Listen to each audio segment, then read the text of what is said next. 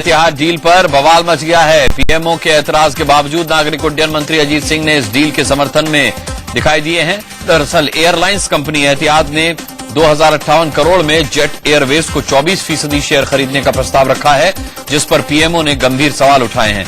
PMO की तरफ से कहा गया है कि इस डील की पड़ताल की जा रही है। अब अजीत सिंह का कहना है कि जो होगा वो नियम कायदे के मुताबिक ही होगा।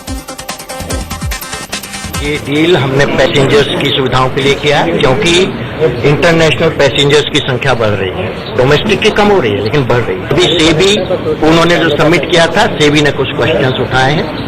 एफआईपीबी में वो गए थे, उसमें सिविल एविएशन मिनिस्ट्री ने और कॉर्पोरेट अफेयर्स मिनिस्ट्री ने कुछ क्वेश्चन उठाए हैं। तो कैबिनेट में भी ये डील नहीं आया है। जब ये इनको सेटिस्फाई कर देंगे सब रेगुलेटरी अथॉरिटीज को, तब कैबिनेट उसको कंसीडर करेगी। बीजेपी ने कहा है कि जेट एहतियात डील में दाल में काला नजर आ रहा है। बीजेपी प्रवक्ता शहनवाज हुसैन ने कहा है कि इस मामले पर पीएम को जवाब देना चाहिए। अब जेट इत्तेहाद जो डील हुई है उसमें भी दाल में कुछ काला है।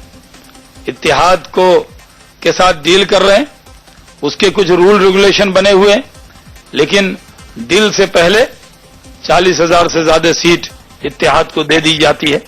ये जेट इत्तेहाद डील के अंदर जिस तरह शक की सुई आ रही है, जिस तरह सिविल एविएशन मिनिस्टर पीएमओ की तरफ और कैबिनेट की तरफ इशारा कर रहे हैं, प्रधानमंत्री जी को देश के सामने ये स्थिति स्पष्ट करनी चाहिए।